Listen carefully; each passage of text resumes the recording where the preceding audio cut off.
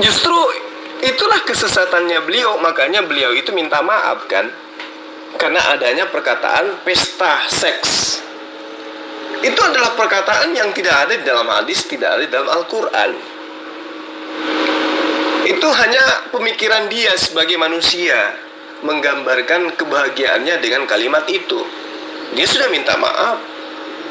Nggak ada pesta seks di dalam Al-Quran, di dalam surganya umat Islam, nggak ada. Kalau umat Islam di dalam surga melakukan seks, ya, emang kenapa rupanya? Kamu lahir dari hasil seks. Emang itu hina? Yang hina itu ketika kamu seks di hadapan umum, di depan umum dengan bukan muhrimmu, bukan atas izin Allah. Lah kalau orang melakukan seks atas perintah Allah, apakah itu pelanggaran? Apakah itu hina? Tidak, bukan? Jadi Anda memahami ketika umat Islam itu mengatakan seks, lantas yang tertera kemudian di dalam benak Anda itu adalah seperti kelakuan hewan, seperti kelakuan binatang. Padahal di dalam Islam itu diajarkan begitu indah. Orang-orang yang bisa masuk ke dalam surga itu adalah orang yang suci, orang yang bersih hatinya, orang yang bersih jiwanya. Tidak akan masuk ke dalam surga. Jangankan masuk ke dalam surga, mencium bau surga aja tidak akan pernah bisa orang-orang yang di dalam pikirannya ada otak mesum.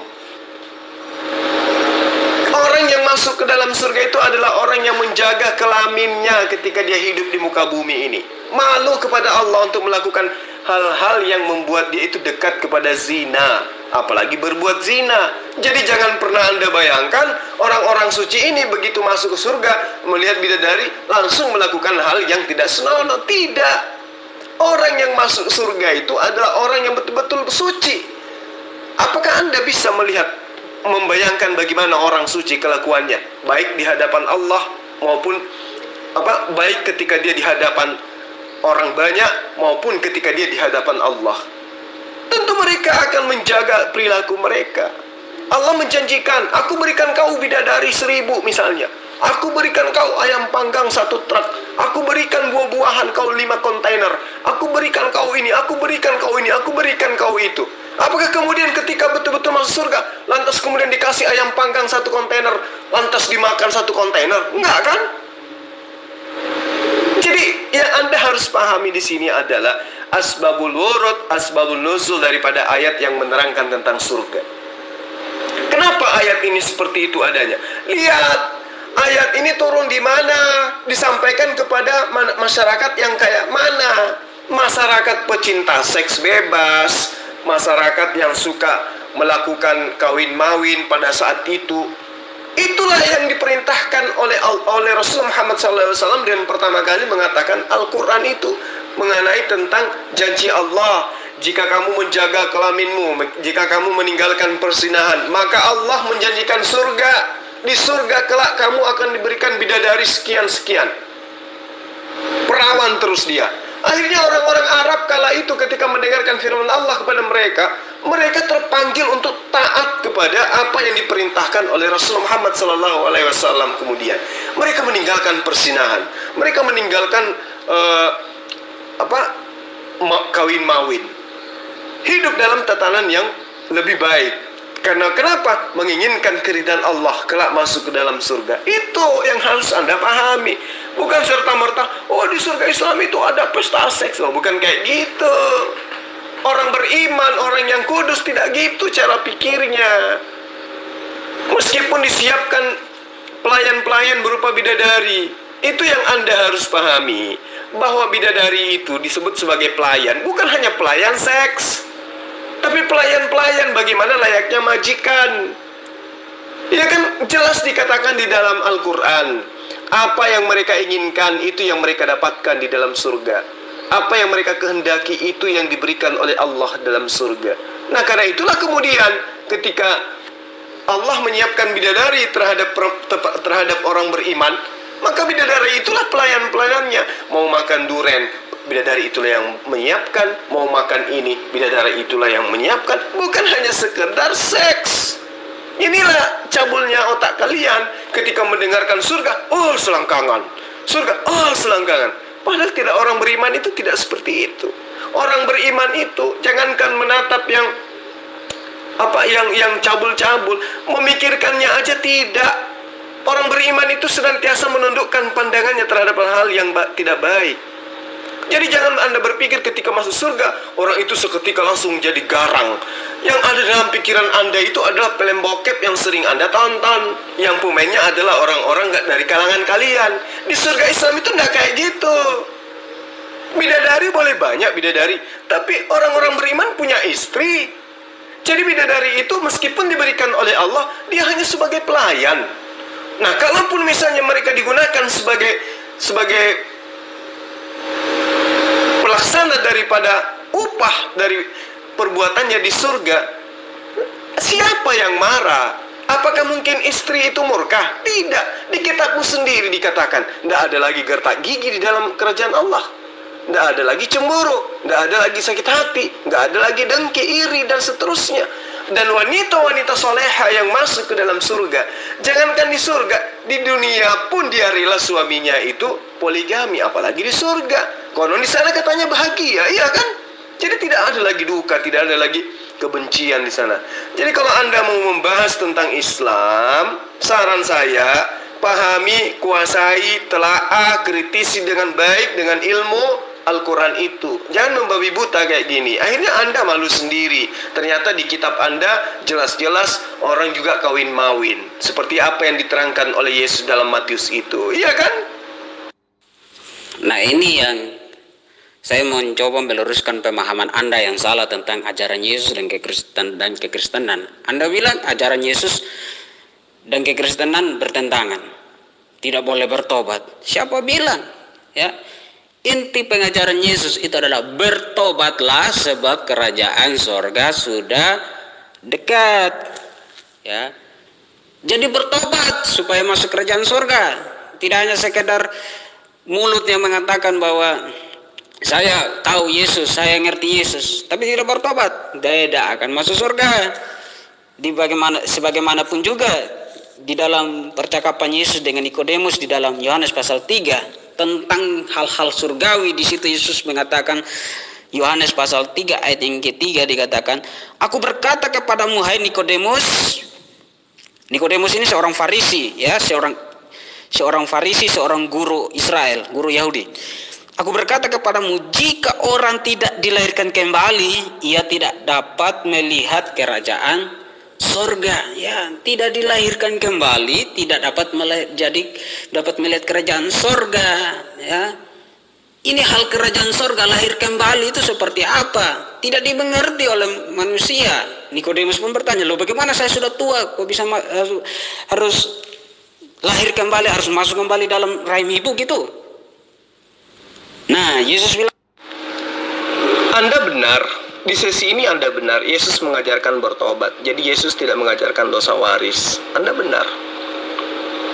Nah, sekarang pertanyaan saya, ketika Anda sudah mengakui bahwa Yesus mengajarkan bertobat, ini berarti Yesus mengajarkan kepada Bani Israel bahwa bertobat itu adalah pencucian dosa sehingga manusia itu suci kembali, layaknya terlahir kembali. Nah, item-item dosa apa saja yang dimaksud? Nah, sekarang ketika Anda menemukan diri Anda menyembah kepada Yesus yang bukan Allah, menyembah kepada Yesus yang adalah utusan Allah, tidak melakukan apa yang diajarkan oleh Yesus, meninggalkan apa yang diajarkan oleh Yesus, tidak melakukan apa yang diperintahkan oleh Allah, oleh Bapa. Nah, apakah Anda tidak merasa bahwa itu adalah pelanggaran? Menyembah Yesus yang tidak diajarkan oleh Yesus, ya. Beribadah hari Minggu yang tidak diajarkan oleh Yesus, makan babi yang tidak diajarkan oleh Yesus, bahkan semua yang diajarkan oleh Yesus Anda langgar, dan semua yang diperintah dan semua yang dilarang oleh Yesus itu Anda lakukan, dan yang diperintahkan oleh Yesus itu Anda tinggalkan. Apakah menurut Anda itu bukan sebuah dosa? Ya, bagaimana mungkin kemudian Anda mengatakan bahwa Yesus mengajarkan kami bertobat? Ya, bertobat dari apa dulu? Anda mengucapkan kami bertobat, tapi perilaku Anda menyembah Yesus. Apakah Yesus mengajarkan menyembah dirinya? Tidak kan?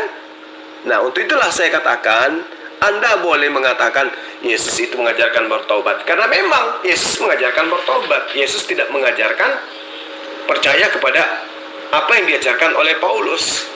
Jika mulutmu berkata dan apa yang dikatakan oleh mulutmu itu bahwa Yesus itu adalah Tuhan, maka engkau akan diselamatkan. Itu bullshit. Yesus mengajarkan bertobat. Saya setuju dengan Anda. Iya, kembali lagi dengan berkaitan dengan ayat yang Anda ambil mengenai kebangkitan di dalam Matius pasal 22 ayat 23 sampai 33. Itu adalah pokok pembicaraan Yesus dengan orang-orang Saduki. Nah, di sini kamu harus mengerti, Saduki itu punya cara pandang seperti bagaimana. Seperti itu loh. Kamu itu harus tahu, golongan Saduki itu punya pandangan tentang kebangkitan itu seperti apa. Mereka itu tidak percaya akan adanya kebangkitan. Mereka itu tidak percaya akan adanya malaikat. Ya, mereka itu tidak percaya akan hal-hal itu.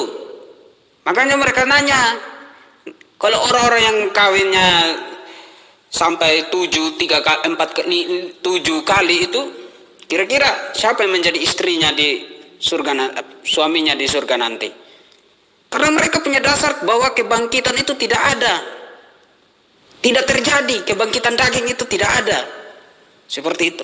Makanya Yesus menjelaskan, ya, bahwa kebangkitan itu ada, ya, kebangkitan itu ada. Dan setelah bangkit nanti orang naik ke sorga, itu tidak ada istilah lagi kawin mawin, seperti itu. Karena semua itu seperti saudara, ya, memuji Tuhan, memuliakan Tuhan. Ya makan, ya minum, bersukaria, mengadakan perjamuan, ya pasti makan minum, ya. Tapi Yesus tidak sedang menjelaskan di situ bahwa nanti di sorga harus kawin mawin, enggak. Makanya ini yang harus ketahui cara pandang Saduki tentang kebangkitan itu. Mereka itu sedang mencoba Yesus, karena mereka punya suatu pandangan bahwa tidak ada kebangkitan orang mati, tidak ada itu malaikat. Seperti itu. Itu paham Saduki. Ya, berbeda dengan Farisi dan orang-orang Yahudi lainnya. Makanya Yesus menjelaskan kebangkitan itu ada, yaitu kebangkitan orang mati. Diangkat, dibangkitkan pada akhir zaman nanti. Tapi tubuhnya diubah dulu sebelum masuk ke dalam rumah, memakai tubuh kemuliaan. Jadi begitu bahwa konsepnya dia berbicara betul, dia berbicara kebangkitan. Karena orang Saduki tidak percaya adanya kebangkitan. Udah paham ya? Jadi itu yang saya bisa jelaskan. Silakan Anda beri tanggapan lagi. Jadi gini, di dalam Matius 22 ayat 30 yang kamu maksud, Yesus mengatakan pada waktu kebangkitan orang tidak kawin dan tidak dikawinkan, melainkan hidup seperti malaikat. Jadi ayat ini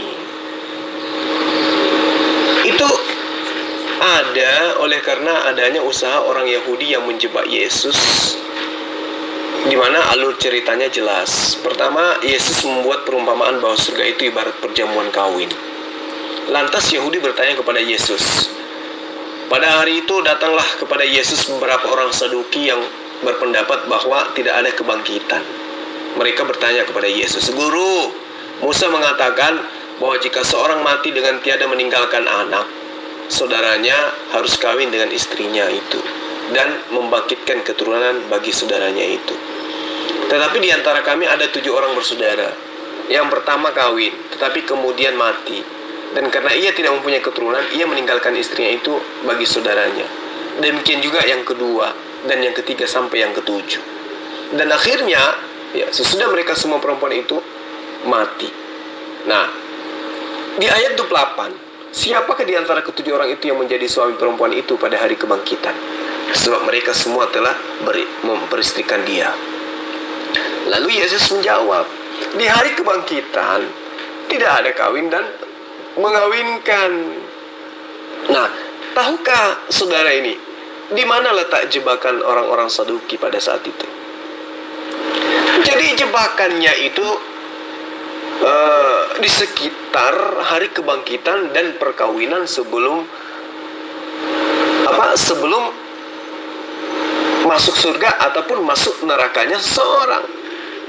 Coba Anda lihat di dalam Matius 22 ayat 16. Mereka menyuruh murid-murid mereka bersama-sama dengan orang-orang Herodian bertanya kepadanya, "Guru, kami tahu engkau adalah seorang yang jujur dan dengan jujur mengajarkan ajaran Allah, dan engkau tidak takut kepada siapapun juga, sebab engkau tidak mencari muka. Nah, itu artinya bahwa sebenarnya Yesus itu hanya diuji. Apakah Yesus itu benar-benar orang jujur? Karena orang yang jujur tentu tidak bertolak belakang dengan apa yang dikatakannya. Yesus makanya kemudian orang Saduki itu kemudian mengatakan tidak ada hari kebangkitan, dan pilihlah pilihan suami setelah kematian. Itu tertera dalam Matius 22 ayat 22 sampai ayat 28. 23 maksud saya. Kemudian Yesus dalam ayat 30-nya, pada waktu kebangkitan manusia tidak kawin. Nah, kalau Anda cermat, dua hal ini penuh dengan tanda tanya. Orang Saduki mengatakan bahwa tidak ada hari kebangkitan. Lalu Yesus menjawab pada hari kebangkitan, yang artinya bahwa ada hari kebangkitan. Ketika orang Saduki tidak percaya hari kebangkitan, Yesus malah menyambarnya bahwa pada hari kebangkitan tidak ada kawin-mawin. Jadi Yesus seolah-olah menegaskan bahwa ada hari kebangkitan. Ya, itu yang perlu kamu pahami. Jadi bukan berbicara mengenai kawin-mawin, tapi berbicara mengenai kebangkitan itu ada apa tidak. Yang Yesus ingin jual kepada orang-orang Saduki bahwa hari kebangkitan itu ada. Di dalam Matius 22 ayat 29, Yesus menjawab, kamu sesat sebab kamu tidak mengerti kitab suci maupun kuasa Allah. Lalu bagaimana dengan perkawinan? Yesus mengatakan tidak ada kawin dan mengawinkan di hari kebangkitan. Nah, untuk memahami, maka saudara harus tahu dulu definisi hari kebangkitan itu apa. Hari kebangkitan itu dipahami sebagai hari di mana manusia bangkit dari kematian. Saya sudah jelaskan kepada Anda. Jadi orang-orang itu belum masuk ke surga atau masuk ke dalam neraka. Jadi jika Yesus menjawab bahwa yang menjadi suaminya adalah si A atau si B atau si C, berarti Yesus telah terjebak. Sehingga ketahuan bahwa Yesus bukan orang yang jujur. Itulah sebabnya mengapa saat hari kebangkitan memang tidak ada perkawinan atau pernikahan. Karena itu adalah hari yang merupakan hari penghakiman. Pernikahan yang sesungguhnya adalah di surga. Baca Matius 22 ayat 1 sampai ayat 14. Mengapa saya katakan pernikahan sesungguhnya ada di Matius 22 ayat 1 sampai 14? Karena di surgalah perkawinan pertama kali dilakukan antara Adam dan Hawa. Baca Kejadian 3 ayat 17, ya. Baca Kejadian 3 ayat 20. Jadi kesimpulannya, kawin dan mengawinkan merupakan hal yang akan terjadi di surga. Bagaimana dengan anak? Ketika Adam dan Hawa hidup di surga, mereka juga dikarunia anak. Setelah mereka turun ke dunia, mereka tidak dikarunia anak, tapi setelah mereka diusir dari Taman Eden atau dari Taman Jannah ke dunia, maka mereka beranak pinak. Jadi di surga kemungkinan tidak ada anak beranak meskipun berhubungan seksual, karena pada dasarnya tidak ada yang namanya anak dan ibu. Itu yang perlu kamu pahami. Semua akan bertanggung jawab atas dosa masing-masing, dan hanya anak titipan dan kesenangan sementara yang ada di dunia yang dianggap sebagai manusia bisa memiliki anak. Jadi itu yang perlu kamu pelajari. Kalau kamu tidak mengerti bahasa saya ini, maklum. Karena dalam konsep pemikiranmu, ya di surga itu tidak ada kawin-mawin. Padahal yang Yesus maksud itu adalah di hari kebangkitan. Begitu. Belum pada dijawab. Jika pria yang masuk surga mendapatkan 72 bidadari, maka perempuan dapat apa di surga? Wanita di dalam surga itu diterangkan dalam hadis Rasulullah Muhammad SAW, yang mana hadis ini adalah hadis riwayat Imam Muslim dalam kitab Sahih dari Abu Hurairah. Beliau mengatakan bahwa tidak ada seorang manusia pun di dalam surga itu yang hidup sendirian, melainkan mempunyai pasangan. Jelas ya? Jadi ketika wanita di surga, tentu mereka juga memiliki pasangan. Nah, bagaimana dengan wanita soleha yang sudah bersuami dan suaminya juga masuk ke dalam surga? Maka wanita itu adalah permaisuri dan dayang-dayangnya adalah para bidadari-bidadari yang dimiliki oleh suaminya, seperti itu. Jadi ketika suaminya memiliki bidadari, maka bidadari ini menjadi pelayan-pelayan sang permaisuri. Itu jelas di dalam Islam. Sepertinya topik kenikmatan dalam surga Islam ini sangat dihindari oleh sohib-sohib muslim untuk dibahas atau dijawab. Saya rasa saya tidak akan bertanya lagi soal itu. Loh, saya dari tadi menjawab. VN saya bahkan ada yang sampai 6-7 menit. Kamu aja yang tumpul. Kenapa dia di blacklist dari berceramah? Bukan karena dia sesat dalam mengartikan kata pesta seks atau mengucapkan pesta seks, tapi karena dia dinilai terlalu vulgar dalam menyampaikan kata pesta seks. Dia diminta buat menyampaikan dengan kata yang lebih halus. Nah, sekarang gini deh. Coba Anda tunjukkan di hadits mana, di ayat Al-Quran mana yang mengatakan pesta seks di dalam surga. Coba, bisa enggak Anda tunjukkan? Silakan. Oke, saya akan tanggapi tafsiran ngaur Anda tentang ayat-ayat Bible ini ya. Karena Anda sok merasa lebih hebat daripada kami. Saya hanya ketawa aja lihat tafsiran Anda ini, mendengar tafsiran Anda ngobrak-ngabrik Alkitab, ngalor ngidul, nggak sesuai aturan, cabut ayat keluar dari konteks, ya. Jadi begini bro, di dalam Matius pasal yang ke-22 itu perdebatan antara orang Saduki dan Yesus. Nah, orang Saduki ini ada kelompok yang berbeda dengan Farisi. Mereka itu sama sekali menolak yang namanya kebangkitan. Mereka itu menolak yang namanya malaikat. Makanya mereka itu mencoba Yesus dengan bertanya karena tentang perkawinan nanti di sorga, karena mereka mau mencoba Yesus. Apakah Yesus itu tahu tentang keadaan di sorga nanti seperti apa? Nah, jadi Yesus menjawab bahwa kebangkitan itu ada. Kebangkitan itu ada. Bagaimana dia menjelaskan bahwa kebangkitan itu ada? Karena Allah itu maha kuasa, Allah yang hidup, Allah yang kekal, maka tidak mungkin Allah yang mati. Kalau Allah mati berarti Allah nggak kekal.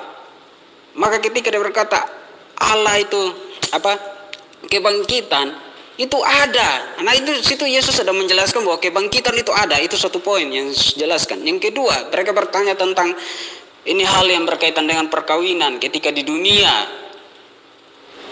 ada seorang perempuan yang menikahi 7 laki-laki dan tidak punya keturunan, nanti di surga siapa nanti yang jadi suami sahnya? Nah, Yesus menjelaskan tidak ada sistem seperti itu yang ada di dunia ini. Kawin mawin nggak ada. Orang akan hidup sama seperti malaikat, yaitu punya tubuh, punya jasad, ya. Manusia itu tapi tidak kawin mawin, seperti itu loh, ya. Tidak kawin mawin. Ya. Nah, yang berikutnya lagi, Anda kutip lagi. Berarti poinnya kan dapat ya kan, bahwa orang-orang Saduki dalam Matius 22 dari ayat 23 sampai 28 itu menyatakan tidak adanya hari kebangkitan. Lalu kemudian mereka menjebak Yesus dengan mengatakan pilihan suami dalam perkawinan setelah kematian. Nah, Yesus di dalam Matius 22 ayat 30-nya justru mengatakan bahwa di situ ada kebangkitan, di mana pada waktu kebangkitan manusia tidak kawin. Jadi poin pengajaran Yesus bukan masalah tidak kawinnya, tetapi tentang adanya hari kebangkitan. Namun Kristen kemudian muncul menjadikan ayat ini sebagai dalih bahwa bahwa di surga itu tidak ada kawin mawin, sementara Yesus bercerita tentang hari kebangkitan. Ini yang kamu tidak paham gitu loh. Ya, ini yang Anda tidak pahami. Makanya Yesus mengatakan, kamu sesat sebab kamu tidak mengerti kitab suci maupun kuasa Allah. Jadi perkawinan yang dimaksud Yesus itu dikatakan bahwa tidak ada kawin dan mengawinkan di hari kebangkitan. Nah, kamu paham dah apa hari kebangkitan itu menurut Yesus? Hari kebangkitan itu adalah hari di mana manusia dibangkitkan dari kematian. Belum sampai ke surga, belum sampai ke neraka. Karena di situ akan ada hari penghakiman.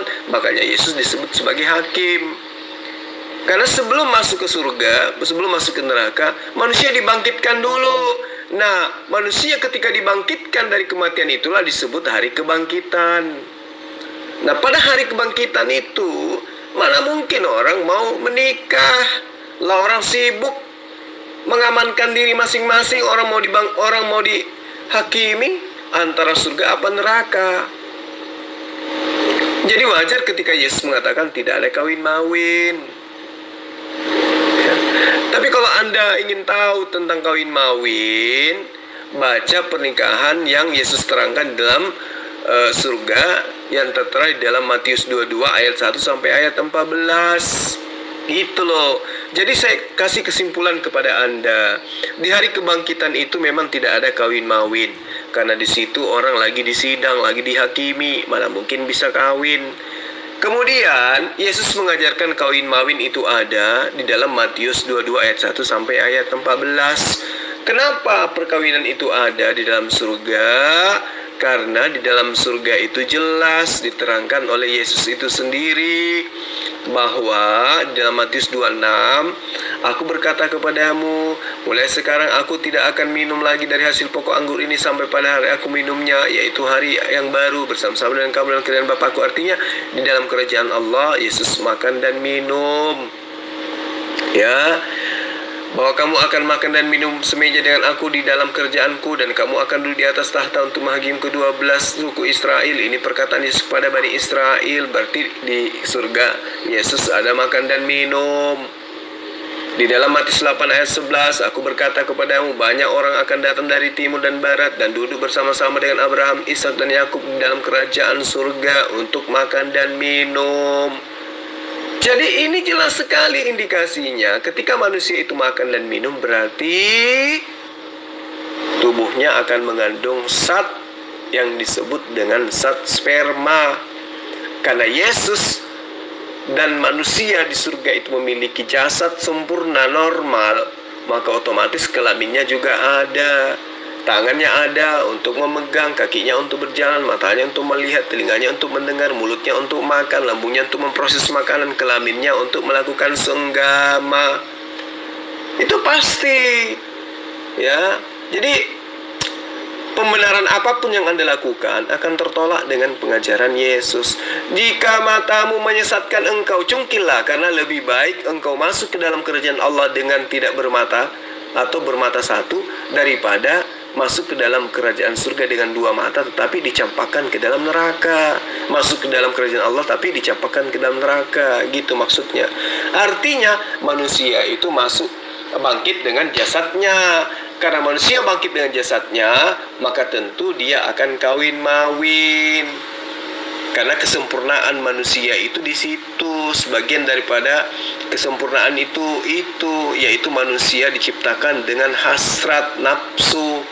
Jadi kalau manusia dihilangkan nafsunya, nafsu syahwatnya, itu penyiksaan, itu bukan surga namanya, itu penjara. Bahkan penjara di dunia pun tidak sesadis itu.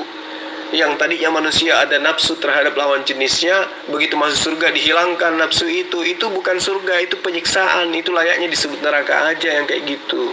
Jadi kalian belajar lagi. Satu pertanyaan singkat. Jika kesibukan para lelaki di surga adalah malu saya menceritakannya nih, maka bisa diambil kesimpulan seperti ini. Sesuatu yang malu untuk diucapkan atau diceritakan itu pastilah sebuah aib. Dan sebuah aib itu sangat erat dan dekat berhubungan dengan dosa.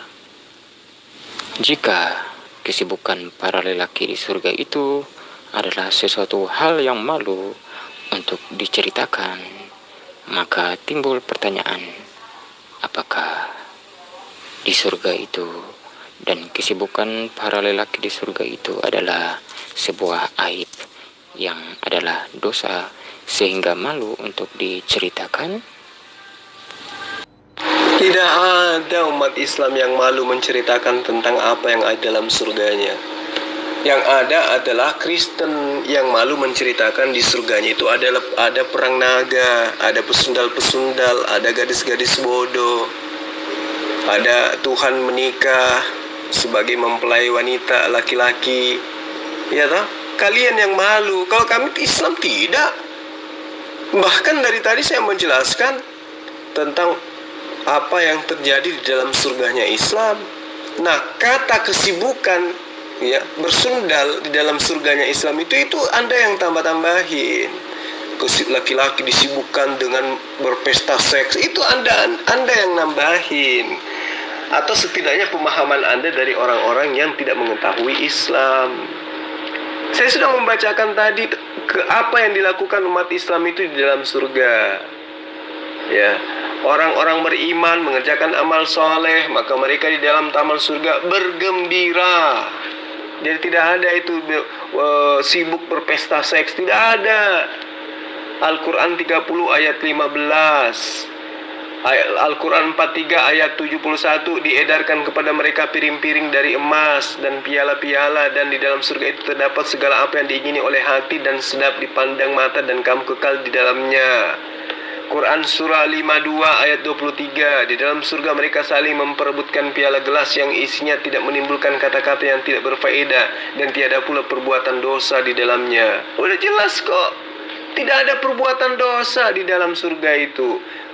Itu diterangkan di dalam Quran 52 ayat 23. Dan tiada pula mereka berbuat dosa di dalam surga. Nah, berarti apa yang ada dalam pikiran Anda? Pesta seks, ya, sibuk dengan dengan seks dan seterusnya. Itu adalah pemikiran Anda. Umat Islam tidak ada memikirkan seperti itu. Al-Quran 76 ayat 6, yaitu mata air dalam surga yang daripadanya hamba-hamba Allah minum, dan mereka dapat mengalirkannya dengan sebaik-baiknya. Lalu kemudian dalam Al-Quran surah 76 ayat 14, dan naungan pohon-pohon surga itu dekat di atas mereka, dan buahnya dimudahkan untuk mereka petik semudah-mudahnya. Kemudian di dalam Al-Quran 76 ayat 20, dan apabila kamu melihat di sana di surga, niscaya kamu akan melihat berbagai macam-macam kenikmatan dan kerajaan yang besar. Jadi ketika orang Kristen mendengarkan kenikmatan, yang ada dalam pikirannya itu adalah selangkangan. Jadi lucu sekali ya. Saya sudah menerangkan dari tadi loh. Dalam surah Asy-Syura ayat 22, dan orang-orang yang beriman serta mengerjakan amal soleh berada di dalam taman-taman surga. Mereka memperoleh apa yang mereka kehendaki di sisi Tuhannya, dan yang demikian itu adalah karunia yang sangat besar. Surah As-Sajdah ayat 19, adapun orang-orang yang beriman dan mengerjakan amal soleh, bagi mereka jannah tempat kediaman sebagai pahala terhadap apa yang mereka kerjakan di dunia.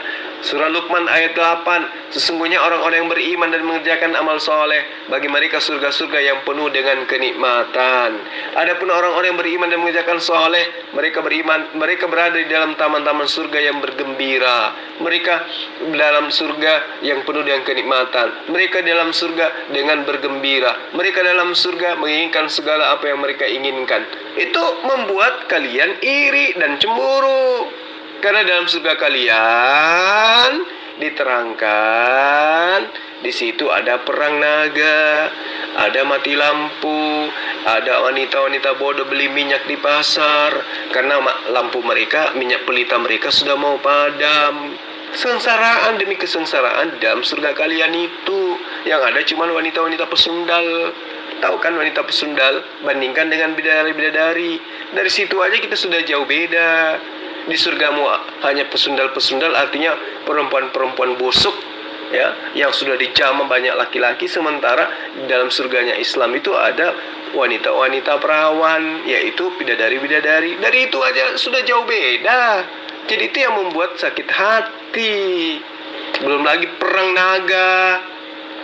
Belum lagi di dalam kitabmu itu diterangkan bahwa surganya itu hanya diperuntukkan kepada 144 144.000 orang aja. Ya toh? Jadi ya bagaimana nggak sakit hati kalau kayak gitu. Wajarlah ketika kalian cemburu terhadap surga Islam itu. Jadi kalau saya sih ya, kalian belajar lagi deh. Ya, di dalam Matius 25 ayat 8, gadis-gadis yang bodoh berkata kepada gadis-gadis yang bijaksana, berikanlah kami sedikit dari minyakmu itu, sebab pelita kami hampir padam. Ini surga apa di hutan rimba? Aduh. Kemudian gadis-gadis pintar itu mengatakan, tidak, nanti tidak cukup untuk kami dan untuk kamu. Lebih baik kamu ke pasar, ke penjual minyak dan beli di situ. Aduh, di surga ada penjual minyak.